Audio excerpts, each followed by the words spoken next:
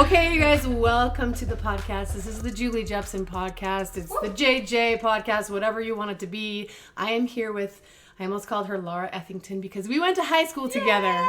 Olympus Titans. That's right, but it is Laura Griffiths. She also is responsible for all of you that are asking me, well, who does your hair? In fact, I've had two people text me this week. Have you had any new clients call? Yes. She does my hair. And she has made me try some new things where I'm like, I don't know. She tints my eyebrows. She's like, do you want to tint your eyebrows? I'm like, I don't know, do I? And she just makes me look good. I mean, look at her. I mean, she makes herself look good, and I just, boost it a little. That's right. So I was like, Laura has been through a lot, more than most moms, more than a lot of women, at least physically. And so I wanted to talk to her about what has happened to her and her cancer journey. But but before then, first of all, tell us who you are.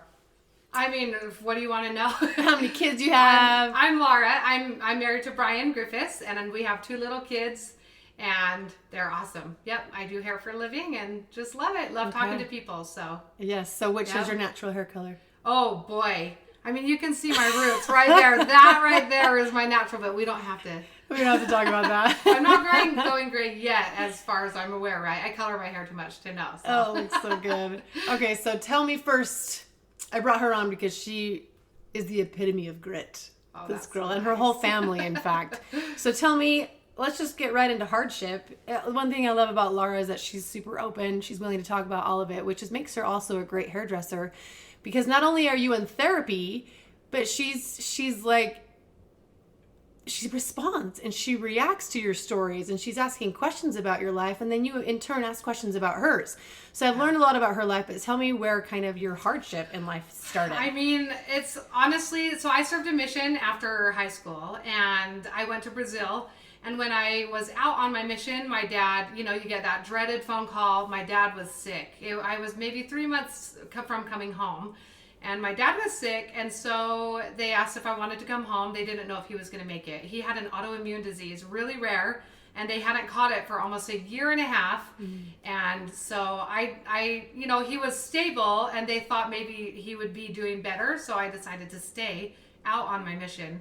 But a few months after I got back from my mission, he ended up passing away from that autoimmune disease. Mm. And it was hard. I mean, you just never think that you're going to be that person that loses a parent in your early 20s, right? So that kind of was the start of my life. What was it called that he died from? Wegener's granulomatosis. Oh my gosh. And so, but ultimately he died from shingles. He wasn't because he was immune suppressed. So he had shingles head to toe, in his nose, on his eye, I mean, everywhere, cold sores, everywhere. Oh my gosh. It was so bad, his suffering was so intense, 6.5 weeks in the hospital, just watching him every day suffer. It was terrible. And I think it just, we had all this faith, he can be healed, and we really believed that, but it just got to the point where it, it was enough was enough. Mm-hmm. His doctors were like, we'll go as long as you want to go, we can keep him alive, but... Was he, coherent, or not even... It was the second week into this because his shingles was so bad externally, and it was internally too. They said what his outside looked like is what his inside looked like. Oh my gosh. They had surgeons flying in from all over the United States just to look at his case. It was so severe. Oh my gosh. And so, but second week into the hospital, he slipped into a coma because of so much trauma, internal trauma. Mm-hmm. And when he woke up, he actually was completely paralyzed from the neck down because of nerve damage from the shingles. Oh my gosh. He was coherent, but we had to work out the whole system of how to communicate with him, the alphabet, we would point to a letter and he would nod, or Wait, let me make sure you're on. Yes, we're on. Let me just test the sound like that. Okay, keep going. Okay, so it was hard. I mean, it was really hard. It was a really hard thing to go through. I mean, watching your parents suffer so bad. And are you the baby? I'm the baby. I'm the youngest of 6. Okay. And so it was rough, and I was just fresh off my mission, so I was weird anyway. You're just in a weird state, and it was hard. And so, we watched him pass away, and just, it was time, Mm-hmm. But I think the weird thing about that whole situation, honestly, after that happened, I was like, okay, we did it. Heavenly Father's going to, check the box that, hey, the Effingtons, they had their trial, and now they're done. I really believe that. I've thought the same thing with my family, and I'm like, no, stop. No, it's... Uncle! Yeah, seriously, it's like, okay, like I was so naive. I like looking back at my naive, positive self. I'm like, okay, like I had no idea. I thought we were done, but it wasn't. Like within a few years after my dad's passing, we were trying to figure out. My brother was having all of these issues. My brother Michael Ethington, he's a piano artist, has CDs out. He's amazing and fun and funny. Like everyone loves Michael. He is like our family, right? Like he's just the best. And he was having all of these issues, and he had gone through all of these diagnoses and just trying to figure out what was going on with him and all of this degeneration in his muscles. And just a few years after my dad passed away, they think that he had ALS. They're not sure if it's ALS now because he's been alive that was like 11 years ago. Really? Or maybe actually even more. They don't know that, but if that's what it is. They don't think it's ALS, but it is a degenerative disease that is most likely going to be terminal. So that was a huge hit, obviously, for our family. Like, there's no way, like, he could have ALS. Like, he could die in 5-6 years, you know? And, like, his life has been preserved, which is amazing and incredible, but he's still... I mean, he has it. Yeah. And all the degeneration. And so it's, you know... And slowly deteriorates. Yeah. So it's just like watching him decline. Yeah. Just slowly. All the time. And I mean, we're grateful for the time that we've had with him, right? But shortly after Michael's diagnosis of that, my mom was diagnosed with a terminal cancer. And we were like, there's no way. Like, I'm 20. Like, I'm like 20. I would have been maybe 20, 23, 24 at the time. And I'm sitting here thinking, like, I'm going to be an orphan. Like, my parents are going to pass away in my 20s. What was her cancer? I don't think so. She has not Wegener. She has lymphoma. Like now? I mean, she's still alive. I know. We've been like so blessed. Like all of us are like, we always laugh because we're like, we have 1 foot in the grave, like 1 foot on land. Like we're all just like, it's kind of, we just tease each other because it's like a race to the finish. Like who's, you know, what's going to happen. And it's not the race you want to win. It's not the race you want to be in. But no, it was, we really have been blessed. Like, I really feel like our lives have been preserved, but it's been hard. So my mom, like, she's had all of these cancers. Like, when they found her original diagnosis, they went in and scanned her whole body, and they actually found a huge tumor in her kidney, which was a completely separate kidney cancer. So, like... My dad had kidney cancer. Oh, really? And they removed his That's crazy. kidney. Yeah, like a fist-sized tumor. Yeah, she had a huge tumor. And, like, would have never known until it probably could have been too late, right? So that was lucky. And then, you know, within the past, maybe, like, 8 years after... I mean, I'm probably getting all this timeline wrong, right? It's all, like... I try to forget about it all. I'm like, I don't want to remember the trauma, but she's... her cancer morphed, and we almost lost her. And then she recovered from that, but she's had like 4 different cancers in the past like 12 years. Well, you said it was terminal, but maybe it just wasn't? It's a slow moving cancer. It's really slow. So they say like, we can catch it, but it'll just come back. And then that cancer actually turned into a more aggressive cancer, which is why she almost died of that one. But then with everything that she's done, like, we've been blessed. Wow. Like, we've been really lucky. She's still here. Yeah, she's still here. And she's like... 15 years ago? I mean, and she's still like, she's vibrant. Like, we ride bikes together. We do races. I mean, she's just like the glue of our family. Like, it has been such a blessing that she's alive. But it's been hard. I mean, it's been a lot of touch and go. Yeah. You know, like... And then we move on to you. Or was there something in between? I mean, there's a lot.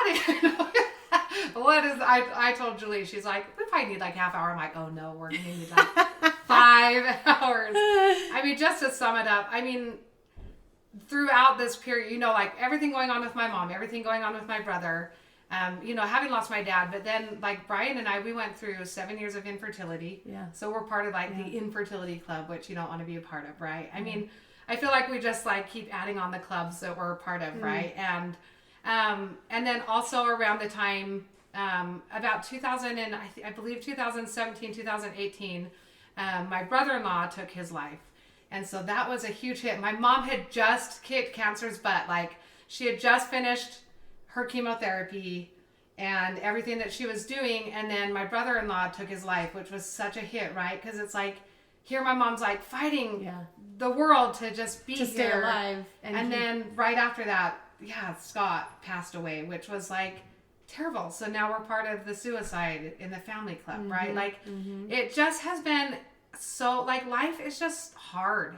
And it's like what you said, like, kind of, I think of your family, like, you get through this wave and then you, like, come up for air and you're like, okay. And then you get hit with the wave again. And, like, Brian and I kind of have this ongoing joke because one of Brian's sisters is always like, okay, like, 2018's our year. It's going to be a good year. And then we're like, 2018 sucked. And then it's like, 2019's our year. And then we're like, that was, like, 2019 was terrible, you know.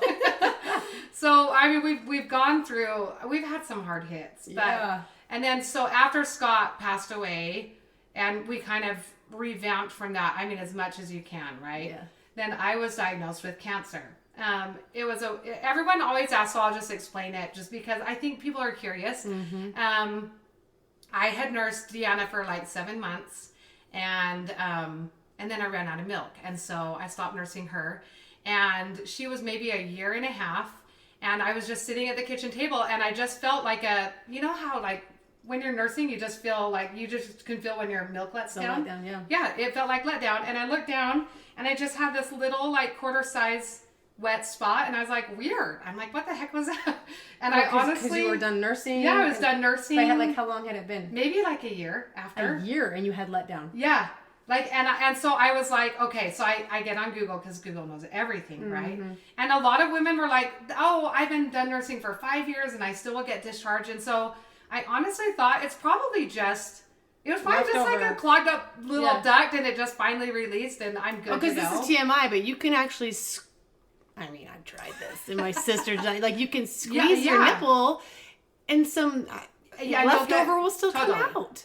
No, and it is like even to this day, and my baby's 3. Yeah, and it's just out of curiosity. You're like, I wonder if there's anything in there still. Totally. So the weird thing, like a little before this happened, and I don't know if I told you this, but before that happened, I had a dream, and I don't dream about my dad very often, but I had a dream, and he came to me, and he expressed that he loved me. And then he said, by the way, you have cancer. And then I woke up, and so I called my mom, and just jokingly, because I didn't think anything of it, like, just jokingly, I called my mom. I'm like, well, Dad saw me, and he says I have cancer. And my mom's like, well, did you ask him what kind? And we just laughed about it, right? Because I don't know. I'm not a big vivid dreamer in the sense of like, like a vision. But it was weird because that kind of like sat with me. And how long after for a while? Have the I don't even remember, like, timeline wise. It wasn't that long after, but then I had that little blurb of, you know, the discharge, and I thought it was weird. But then after reading online, I'm like, okay, it's normal. But then the thought of your dream. But it's weird because I had this naggy. I don't know how to explain it. It was the spirit. Like people would totally, like, I don't know, agree. Like, there's just. I think some people call it intuition, some people call it the spirit, like whatever it is to people. Like for me, I felt like my whole journey was like given to me, like which sounds so weird, but it was just a gift for me. Like the way that everything happened, like I really felt like it was just given to me to preserve my life because I had this naggy feeling. And then my mom and Brian, they kept being like, oh, you got to check it out. Like you need to go to the doctor, get a mammogram scheduled. And I'm like, it's fine. Like, it's fine. But every time, you know when you crisscross to take a shirt off? Every time I would bump that side, it was tender.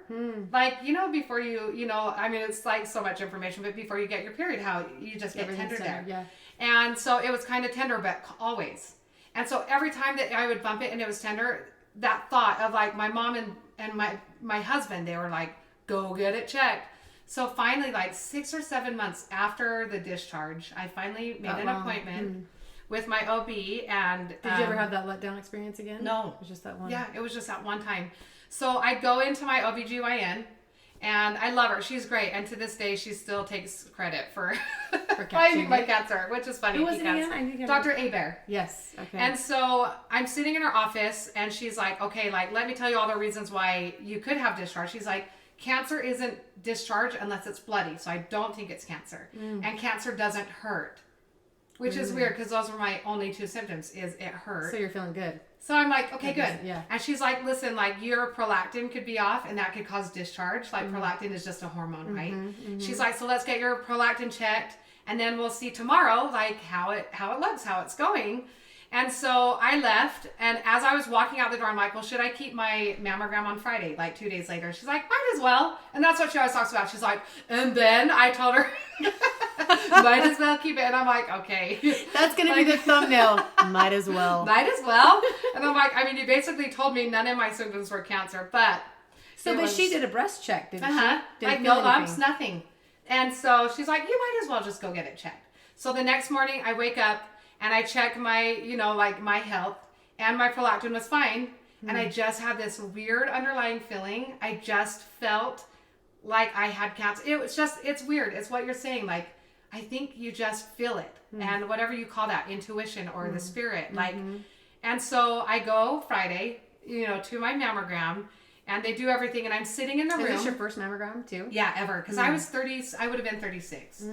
And why did you even schedule one then? Just because of the discharge. And so they just recommend it, right? Like, might as well. Yeah. So I go to the mammogram. They do like they do the mammogram, and then they also do the, what is it? Oh, I can't think of it. Like, I'll think of it in a minute. But they were like, things look pretty good. Like, we'll let they just do the boob smash. Yeah, but then they also do, what is it when you go and like see your baby? What's that called? Ultrasound. Okay. So they did an ultrasound and a mammogram on the breast. Is it an ultrasound just like that? Really? Yeah, because the ultrasound picks up different Why did they even do an ultrasound? Because it just picks up different things. Because they didn't do it to me. Yeah, isn't that weird? So, but it wasn't anything like out of the ordinary. I think like because the mammogram will pick up masses, but the ultrasound picks up like different tissues. So it's just an extra precaution. And the mammogram, he's like, things look really good. He's like, I'm not seeing anything. So I'm sitting in the room waiting for the radiologist to come in. And while I'm sitting there, I just say a little prayer, and I just say, Heavenly Father, I feel like there's more. Is there going to be more? Like, is this cancer? And I just had this weird, like this warm feeling, like enter my head, like go through my body, leave my toes. And I just was like, I have cancer. No way. It was so weird. And then the door opens and the radiologist comes in, and he's like, listen, he's like, you have these weird little spots. He's like, they're like little calcium deposits. He's like, which is really normal. It's a breast. It makes milk, so calcium. He's like, but what we want to do is we want to go in and biopsy, and just to be safe, just to make sure. And was that only detected on the ultrasound? Yeah. Or on the mammogram, not the ultrasound. Okay. The ultrasound didn't pick it up. So I was like, okay. And in my heart, I'm like, oh my gosh, like I really felt like there was more. So did you tell the doctor what you felt? No. Yeah. I was just like, hey, like you just feel like you're like a cow being herded, right? They're like, you need to do X, Y, and Z. This is the doctor you're gonna call. This is the, like this is what you're gonna do. Like you gotta schedule for this biopsy. And so I think like a week or two later, I go in for the biopsy. And what they do is they put you in a mammogram machine, but you're on your belly and you're laying in like a hole. And then they squish you in the machine, and then they take a needle and they insert the needle like right next to where the calcium deposits are. Did it hurt? Yeah. It like numbs as it goes, but it hurts. And so they put this tiny little, they call it a little clip. And what the clip does is it marks where the cancer is, right? It marks where they take the tissue out of, so that they know where to go back if it is cancerous. And if it's not cancer, then you just can have the little clips in there so they know kind of your history. Like, okay, she had this, we biopsied it, it was fine, there's the clip.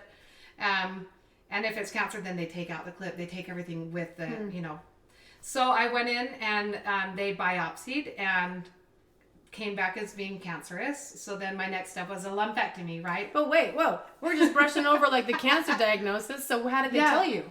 Yeah. You got a phone call? So yeah. Oh yeah. I mean, it was so weird. But you probably weren't surprised. I was like surprised, but not, because it was just like, I knew there was something more. Okay, so this is a weird thing. So, well, I mean, it all leads into a bigger thing, but basically, yeah. So they take out the little piece of tissue, biopsy it, and then I get a call and from the doctor, and I just remember exactly where I was sitting outside on my back patio, like beautiful night, and the doctor just said, you have cancer, you have DCIS, was it ductal carcinoma in situ. And he said some doctors, like it's such a small cancer, like it's a non-aggressive cancer, but some doctors won't even call it cancer yet, but it will turn into cancer. And he said some call it cancer, some don't. So DCIS it's common. Like I've actually met a lot of women who have had DCIS. Is that breast cancer? Mm-hmm. Okay. And so he's like, hey, this is what you're going to do. Like you're going to call so-and-so. You got to go see this doctor. You're going to meet with a general surgeon, and you're going to figure out the next step is lumpectomy, to take out a piece. So they take out like a chunk of skin, breast tissue, and then they look at it and make sure that they got any cancer, right? So a lumpectomy was my next step. What did he say? Did they explain why it didn't hurt and where the discharge came from? No, I wasn't even really, they didn't even spot a lump. Like, my only thing were, these little calcium deposits. They were, it was, a very minimal little cancer. So the biopsy was just on one of them? Uh-huh. But then if you have a lumpectomy, are they grabbing all of them? Uh-huh, because they were all kind of in the same spot. Okay. And so I go and get the lumpectomy. And that's a surgery, invasive surgery. Yeah, so they put you under and everything. I met with my surgeon. It's funny because the doctor kind of downplayed it, right? Like, oh, DCIS, it's a little cancer, la la la. But then when I met with my surgeon, he was like, you have the most aggressive form of DCIS. He said it's non-aggressive, but you have the most aggressive form of it. And he said, so this is what we do. We do the surgery. We take it out. If everything looks good, then you're going to do 5 weeks of consistent radiation just to kill everything. And then after the radiation, then you have to go and take a tamoxifen, which is a hormone. It basically puts you in early menopause. It takes your hormones away so that you're not growing cancer, right? Because I had a progesterone positive cancer. And so I'm sitting there thinking that sounds huge. Yeah. And we were just getting ready to try we wanted to extend our family. After Deanna, I had to wait 2 years because I had a C-section and a really thin uterus. So the doctor was like, you have to wait 2 years. And it was literally a week before that mark of trying that I found my cancer. And so I was like, this is huge. So now we have 7 years of infertility. We have this little tiny family and we want to extend it. But now I'm possibly now I'm going through breast cancer. I have to do radiation and then taking a pill for 10 years or however long to make sure my cancer doesn't come back. And you feel it's scary. Yeah, it's daunting and overwhelming. Yeah, and I was like, okay, this changes my whole trajectory in life. Everything that you think that your life is going to be. And your mom's probably like, you'll be fine. Oh, please. I've had it for 15 years. She's like, whatever. I think what you were saying, it's the nice thing with going through trials is that people who have been there just have empathy for it. It's hard to have empathy until you've been through it. And I think that it sounds weird to say, but being in all of these situations, losing a parent, having a brother with a terminal illness and a mom with cancer and a brother-in-law who committed suicide, and then you lost your niece. Oh yeah, my niece passed away. I mean, it's been rough, infertility, but it makes me like how you say, being a hairstylist, I just feel like I can connect so well with people because I've just been through so much.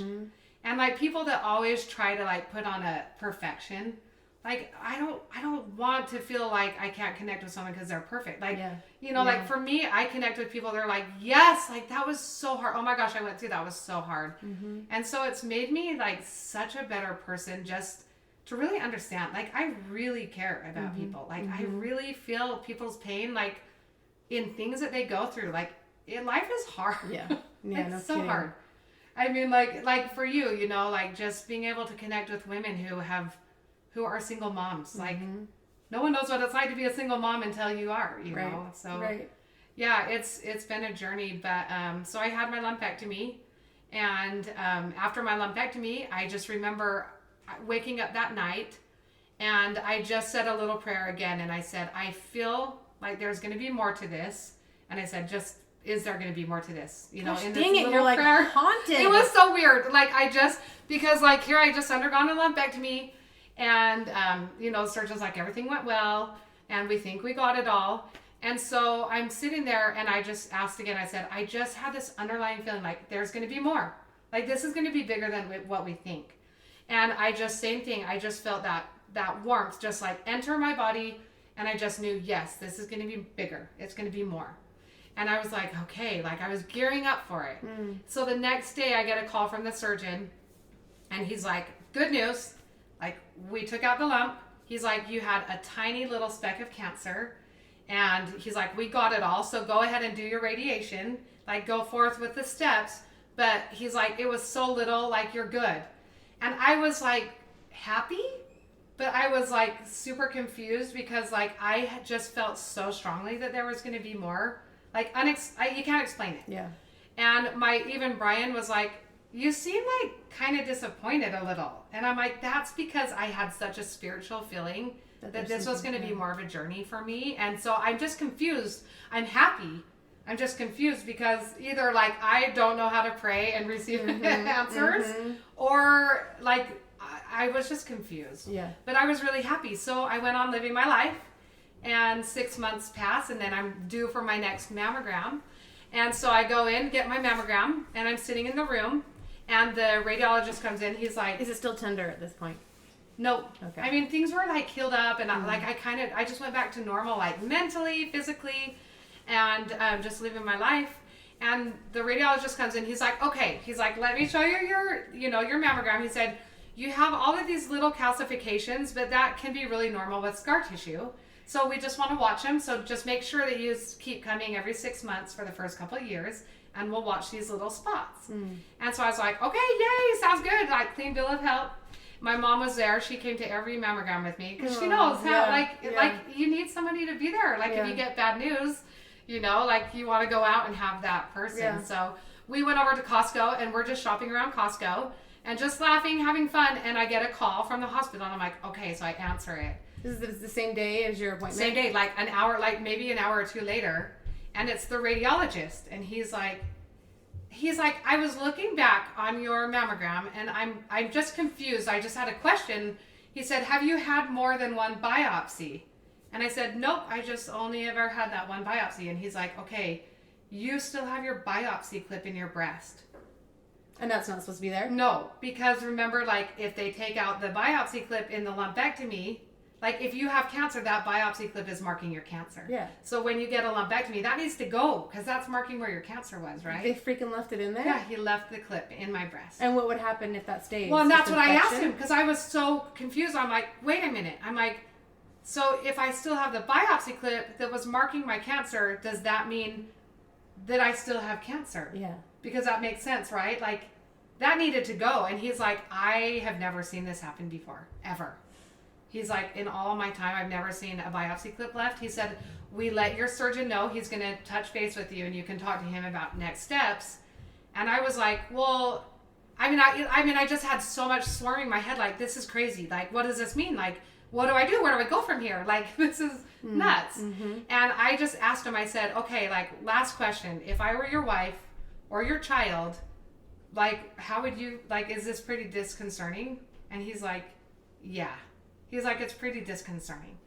And like as far as the surgeon was negligent, meaning? Like, meaning that, yeah, like they should have gotten the biopsy clip out. But fast forward and it was a blessing. I mean, I like to think of it as such. Right? Keep going. So, I mean, so much confusion just ran through my mind. Like, you can just imagine, like, I was like, well, what does this mean? What do I do? Where do I go? So I called my oncologist and set up a meeting with my oncologist, waited to hear from my surgeon, which I didn't hear from him for days. So finally I started to call his office. I left messages, didn't hear from him. And finally was able to talk to my surgeon. Like I remember exactly where I was. Like this just is like so like imprinted on my memory. But I said to my surgeon, I said, there, the clip is there. What does that mean? He's like, oh, sometimes when you're pulling out the tissue, like the clip can drop back in. I'm not overly worried about it. And I said to him, well, we want to start a family, or not start a family. We want to continue our family. If I get pregnant right now, is that going to be harmful considering I have a progesterone positive cancer? He's like, you should be fine as long as you keep up on your mammograms. You should be fine to get pregnant. You're like, well, the other guy said that this was not supposed to be left. Yeah. But my surgeon, who was a general surgeon, just totally played it all off. Like, didn't act concerned. I had like a lot of questions for him, and he's like, I'll tell you what, tomorrow, Thursday morning, all of the surgeons get together and we all talk about our patients and their cases. So I will bring it up and then see what people recommend, and then I'll let you know. I'll call you back and let you know. And so I was like, okay, never heard from him. Oh my gosh. Never called. So anyway, so I just continued following the spirit or intuition. You know, I don't want to just assume that. Yeah. But I met with my oncologist, and he told me also, he's like, I have been an oncologist for 30 years and I have never seen this happen ever. Well, and this is a specialist, right? Yeah. An oncologist. Yes. And then a general surgeon is just general. Yes. So you're probably thinking, I'm going to take this. Yeah, totally. And he said, my recommendation, you have to get out of IMC. He's like, you cannot go to the group here because they all cover each other's backs. Yeah. And so he's like, I have this amazing surgeon. He said her name's Dr. Teresa Reading. She's at LDS Hospital. She is a specialist. She's a general surgeon who specializes in mastectomies, lumpectomies, which I didn't know. Like, why don't people tell you that? That's what I mean. Like, when you feel like a cow, they're like, you're going to call this doctor. He's going to do X, Y, and Z. And you're just And you're like, yeah. And then you get the number, you call the doctor. But I didn't even know that there's a specialist who does all of that. So I called Dr. Reading, and she was so amazing. Like, she was so, like, she sat down with me for like an hour, and we talked about all the pros and cons. Do I do a large incision lumpectomy where they would take out like it basically would have like removed everything I had, right? Because I was small breasted, but she was like, it would take out like a racquetball size lump to make sure they really got it. And she said, but the thing you have to know at DCIS, it will almost always come back. So she's like, you might just be kicking the ball down the road. And so then the next step was, well, do I do a single mastectomy? Like, do I just take off one? Do I take off both? I mean, it's a huge decision. Yeah. Huge. Yeah.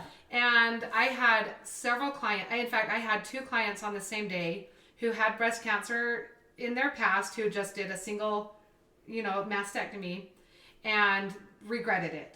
And they were like, if I were to do it again, I would have done both. Peace of mind, symmetry, like everything. And so I just felt like my whole journey was like so inspired and so led. And I met with this awesome plastic surgeon, Dr. Hijawi. He is so phenomenal at what he does.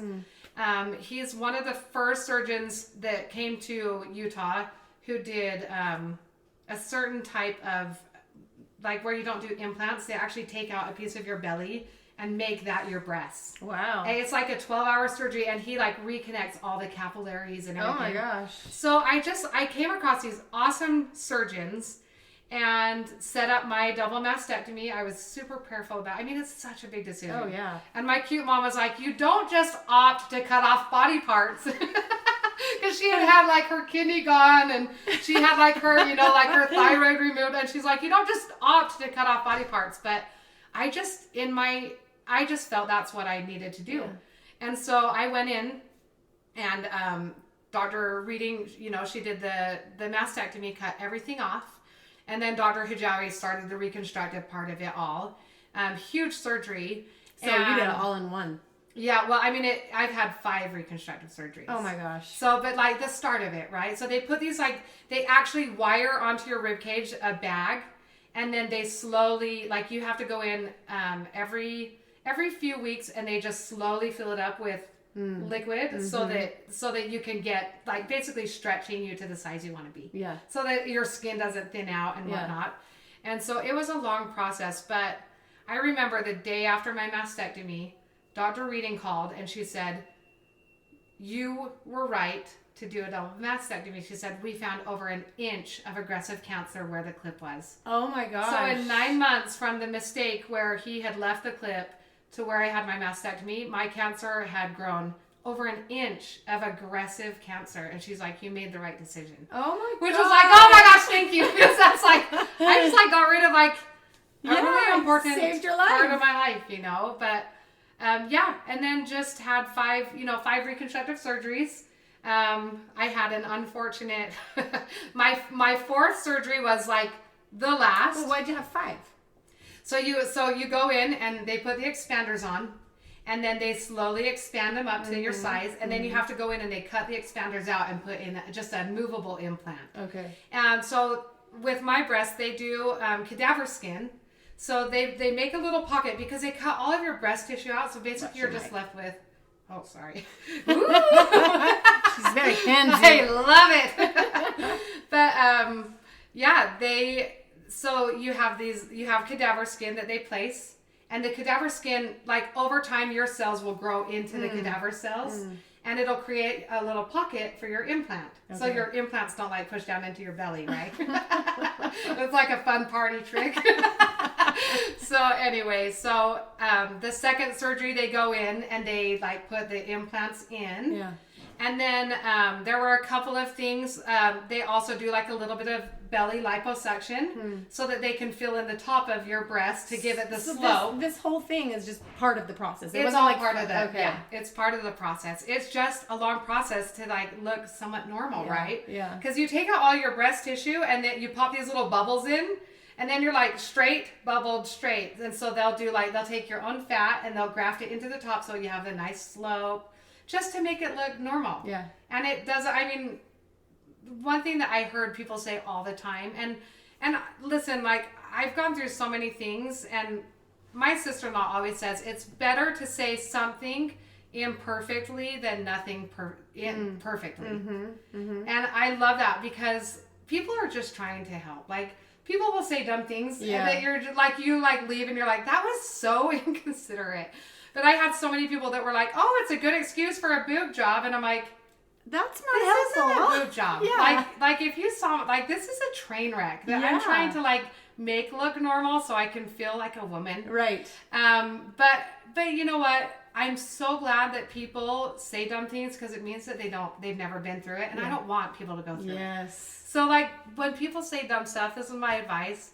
Just be grateful that they don't know. Because you don't want people to know what suicide is like or what cancer is like or losing a parent. Like, just be grateful that somebody's saying anything. Because some people don't know what to say, so they don't say anything at all. And, like, my cancer journey was really lonely. Like, really lonely. Because, I don't know, I think people are nervous to ask or people don't know what to say or people don't realize, like, how hard it was. Yeah. Like, it is. Well, because you're so you're uplifting and you've got a positive attitude, but on the inside you're scared and hurt. Yeah, and it affects a lot. Like I don't have any feeling like from here down to here. Like I have no feeling even into my armpits. Like there's zero feeling, and it's hard. Like it's hard. It's messy looking. You know, I mean it's hard. So my fourth surgery I had was going to be my last. Yeah. And, you have to wait like the 6 weeks until you like get back into normal living. And I'm one of those people, like I'm pretty high pain tolerance. I kind of try to prove like I'm tough, like I can do a lot. And it was like the 4th of July and I was just swimming with my kids, throwing them up in the air a little. And I just felt a rip and it scared me. I just like felt a rip like that and it hurt. Like it hurt so bad, my right side. And so went throughout the night, like continued doing family stuff. When I went home, as I was changing, I looked down and there was like an indent. Like I could put my finger like in this indent. And I'm like, I just totally messed up my surgery. Like totally messed up. Like I didn't know what I did. So I called my surgeon. Went in and he was like, I don't know exactly what's going on, but we have to reopen you up and we have to see, like something is obviously wrong, like sent pictures and everything. So 5th surgery, went in, I had torn the cadaver skin in half. Oh my gosh. Ripped it. At that point, had it become like your cells? Like so like, it was painful. Somewhat, but not like, I mean, it was still healing, right? Yeah. And so I had completely torn. How long after your surgery then was that? Like 7 weeks. Okay. So then I'm back into a 5th surgery, right? So I go back in surgery and sure enough, ripped. He's like, I have never seen someone rip the cadaver skin like that. Of course, right? Of course it's like that was me. It's like, of course you haven't. Like first you've never seen the clip left and now it's like you've never seen someone rip the cadaver because it's supposed to be like super amazing. Yeah. And like the nurse who's my really good friend, over the time of getting to know her and being at the office and stuff, we became good friends. She's like, that's crazy. She's like, I'm shocked it ripped. And so then I was on lockdown for like 4 or 5 months. I couldn't lift my arms above my head. And she's a hairdresser. Yeah, it was crazy. And it's so hard for me to just like let people do things for me. Like if you want to get a box down, like I couldn't, like It was rough, but Dr. Hijawi said, if this doesn't work out, you have to start from zero. You have to start with a mastectomy again. You have to go and clear everything out. And he's like, I don't even know if that would work. Oh my God. So it was like, I had to like lock it down. But anyway, so yeah, it's been a crazy journey. And, I like after you have all of that done, you don't do mammograms anymore. You just more self-check because you don't have breast tissue, right? Mm-hmm. But it's just, there's scares. Like I felt a little lump last year under my armpit. And I was just like, oh my gosh, like what if my cancer's back? And like you panic and went and had a CT scan. And I have all these like little spots on my lungs that they're watching. And so like it just, once you have a cancer diagnosis, it messes with your brain. Oh, I'm sure. Because now I'm like, I have these little spots and I've had them checked since, like every 6 months I have these little spots checked to make sure that they're not growing. And they're good, but it's been a hard road. Like it's like my little girl was 1.5 when I was diagnosed with cancer. First grade? Yeah, now she's 7. Oh 7 my also. gosh. So it's a journey. It's been a journey, but it's, you know what, like I feel so blessed. It's easy to get down about life and it's easy to just like, go through your midlife crisis, right? Yeah. Like the monotony of everything. Yeah. And it's easy to be overwhelmed, but I just have to remember, like I was laying in bed last night with my little boy and I was just telling him how amazing he is. He's this incredible artist and he's kind of insecure, like mm-hmm. He's just a typical little boy who wants to fit in and he's a little insecure about things. And I just said to him, I said, Chapman, like my life was preserved so I could be your mom. Like you were blessed to me and I'm blessed to you. And like, just to be able to like watch my littles grow up is like huge, mm-hmm. Like mm-hmm. It's so nice to like see my little 9-year-old and like what an incredible, brilliant artist he is. And my little girl who's just vibrant and full of life. Like I'm grateful, mm-hmm. like life, mm-hmm. And it's hard to remember that because life is hard. Yeah. Sometimes you're like, did I want to be preserved for all of this like difficulty? Right. But I just think it's interesting. Like one thing my mom had said, like during her cancer journey is she had prayed and just, just pleaded with the Lord to allow her to live longer. She just wanted to like watch her kids grow up and watch her grandbabies grow up. And one thing that she had said, and I hope she doesn't mind me sharing this, but she said that she just really felt strongly that the Lord would allow her more time, but that she would also, it would be hard because she would also have to watch her kids suffer. Mm-hmm. And that has been the case. Like you had mentioned, my brother, who is closest in age to me, their little girl passed away almost 2 years ago. She died in her sleep. And it sucks. Like, it's so hard. Like, to get a phone call. And she was like how old? I think she was 5. 5 years old. 5 or 6. And they don't know why. She had special needs but no, totally unexpected. Like I was at work, I was mixing color. My brother calls me. I put it on speakerphone, and he tells me that Bridget had passed in the night, and it was devastating. Because you're doing hair like then and there. Like we were at dinner the night before, laughing and talking, and they had just come into town, and the next day, like you get this news that she passed, and like. It's devastating. Like it hurts, and it's just like, it's like, okay, like just blow after blow. Yeah. After like blow. you probably feel this way with your family. Yeah. Like, like when you're just stuck in a wave and you're trying to, like, you just take a breath and then another wave hits you. Like that is really how it has been for my family. And just watching the resilience of my family, like we are like a heavier group of people, like we kind of mourn the loss of like, the lighthearted, like we used to get together as family and just like everyone wanted to be like part of the Ethingtons because we were fun and like and we still have fun, but life has been just so heavy for us, and I know it's heavy for everybody, and I wouldn't say that like everyone's difficulties, like one thing that people always say, well, someone has it worse, which I hate that because it's like, but guess what, like my bad, it may not be as bad it may not be as bad as like what other people have gone through, but it's been really hard for me. You know, so don't like diminish right. what somebody's going through. Right. Like, well, at least you have XYZ, or at least you have 8 healthy kids, or, you know, because it's like, but guess what? Like, I know. Well, it's like when hard. your little girl comes down bawling and having a temper tantrum because her Barbie head came off, and you're like, it's no big deal to her. It's a big deal. Like, that's her Barbie. You know, her favorite Barbie. So, but I do, you know, like, I feel like it has made me more empathetic, and I feel like it just, like, Brian had given me a blessing. Like, I know this isn't like a LDS trip. I know. I'm like, I don't want to like be overly, you know, sharing, but in our church, like, the men will give you blessings, and we believe that they're inspired by God, that it's kind of communication.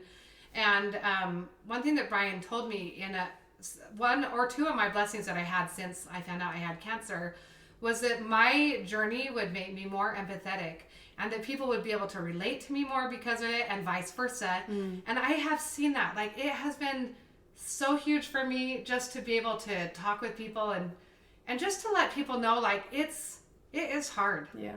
You know, but like, life goes on, and there's so much joy to be found, and you just have to snag joy from like the little moments. Right. You know, and it's hard sometimes. Well, I'm running low on my battery. So, and I don't want to lose any of this, but tell them really quick what you ended up doing that was like, had us all talking at the gym. I know. My family makes fun of me a little because, so my plastic surgeon had brought it up several times. He said, do you have any plans to do like nipple reconstruction or like reconstructive tattooing? And I was like, I didn't think I cared. I was like, listen, this is a mess. Like, I'm used to it. It's totally so what fine. you guys have to understand is that on her breast, it is just flesh. Like, it's just skin. There's no nipple. Because you have to keep in mind that, like, your nipples, as you know, they have breast tissue. They're so interconnected with the inside of your breasts that it's all tissue. And so she like looked like a Barbie. Yeah, like there was not just nothing. A Barbie. Yeah, just there's no nipple, just a slit and skin. And I didn't really think it bothered me. Like, you said the fact, like, I had breast cancer. Yeah, my boobs are a little wonky. Like, that's just the way it is. But my cute husband, like, every now and again, he would be like, "Do you have any interest in doing the tattoo?" He's like, "I think you would love it." And I was like, "I'm fine." And then after he asked a few times, I'm like, maybe he would like it. I'm like, maybe he's asking because he would like it. So anyway, I called the guy. His name is Mike Johnson, and he is so good. He says he has people fly to him all over the world. And he's here in Utah? He's a tattoo artist who specializes in... Never mind. The thumbnail is going to be nipple tattoos. Yeah, it's true. Nipple tattoos. So I go to him, and I just have this consultation. And I just give him the heads up. I'm like, I don't really care. Like, I'm here because I think my husband might like it. And he was like, everybody says that. All women say that they don't care, but it is life-changing. I promise you it's life-changing. And so we made my appointment 1 hour, like an hour or less. Really? In and out, like 3D tattooing. Oh my gosh. Phenomenal. Like, he's like, hey, go to the mirror and look at it. And I almost got teary-eyed because I was like, oh my goodness. It's like you hadn't realized what was going on.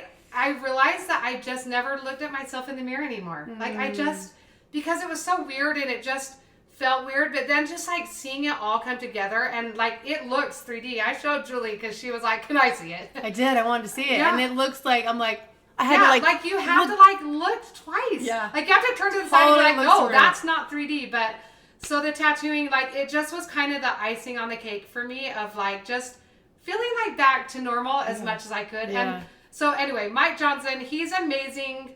I totally recommend it. She had to sit upright for it, right? Yeah, I mean, he's just right here, like, and he's like has like all these like mini pictures of nipples on his computer. I'm like, this is so awkward. He's like looking at all these nipples, but you're like, Brian, don't come to this appointment. Yeah, I'm like, this is a little awkward, but he's so good, and he did such a phenomenal job. So it's been awesome. I'm so glad. That's so awesome. So life goes on. To wrap it up, what would you? I mean, like. How did this make you more of a gritty mama? You know what? I think that just, like I said, like, I think that we just try so hard to, like, live in comfort and be comfortable.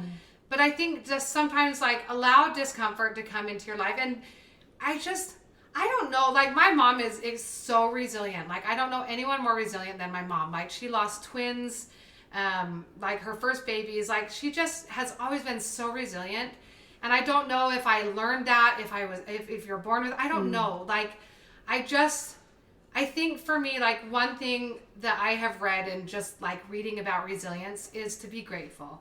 And that's one thing that I've really practiced. Like I just will always say prayers of gratitude. And I try to, if there's a beautiful sunset, I'll say a quick prayer and just be like, thank you, like for blessing me with this sunset. Like, I think that when you have a mindset of gratitude, yes, it's so much easier to be resilient, because I think that like you see people who dwell, and I'm not saying like, I mean, there are hard things, and like I'm not saying that you should just like bounce back up. Like I've had my share of sorrows and tears, and even still with all of my everything that I've had. I mean, you go through loss. Like I still miss my dad. Like you have all of these things, but I really believe that like we go through things to make us stronger, and like you don't know who you would have been without it. So gratitude, honestly, like just try to find the good in what you have, and it's hard, and it's okay to be sad. It's okay to mourn the loss. It's okay to cry, and it's okay to sit in that. Yeah. But don't sit in it too long, like well, it's like some people have they're grateful that they passed so quickly and they didn't have to suffer. But then there's also a blessing in the life being preserved too. Yeah. And it's with your mom, with Michael, with you. I mean, there's purpose. Well, and it's true. Like my mom's an amazing artist, and she will sit with my kids and work on art with them. And then, like she did their reflections pictures, and we just submitted pictures into this holiday art show. And when I'm around my mom, I'm just like, sometimes I have to sit back and be like, oh my gosh, like I can't believe that my mom is still here. I really didn't think she would be here, And I'm like, here's my mom. Like my kids know her so intimately. Like, yes, she's been through so much hard, and she has fought so hard to live, and she has had rough things.